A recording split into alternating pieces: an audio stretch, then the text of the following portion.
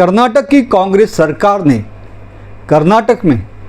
4% reservation मुस्लिम समाज के लिए देने की बात तय की है और उसके साथ ही 4% आरक्षण जो टेंडरिंग होता है, ठेकेदारी होता है, उसमें विशेषतः मुस्लिम समाज को देने के लिए घोषणा किया है। सबसे पहली बात यह है कि आज देश में इसके प्रति बहुत ही आक्रोश है। आपने देखा होगा कि देश के संसद में भी इस विषय पे बहुत हंगामा हुआ।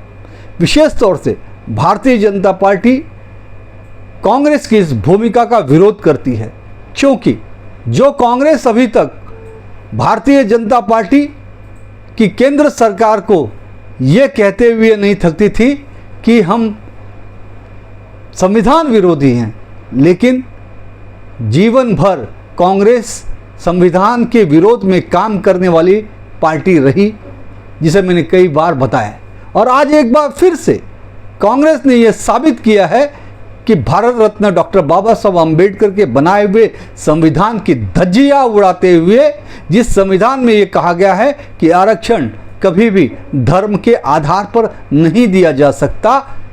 आरक्षण केवल दबे कुचले शोषित पीड़ित SC ST OBC समाज को ही दिया जा सकता है। आज एक बार फिर से कांग्रेस ने अपने आप को SC ST OBC विरोधी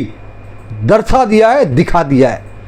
देश के SC ST OBC समाज का हक छीनकर मुस्लिम वर्ग को 4% आरक्षण देना, ये एक तरह से संविधान विरोधी है, गैर कानूनी है और हम इसका पुरजोर विरोध करते रहेंगे। अब देश के SC ST OBC समाज को भी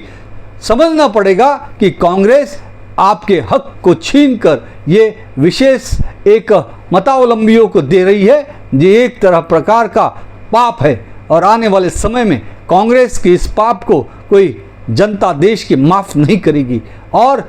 ये भी जनता देख रही है कि बार बार राहुल गांधी जो संविधान की बुक को दिखा दिखाकर चिल्ला चिल्लाकर पूरे देश में ढोल पीटते थे कि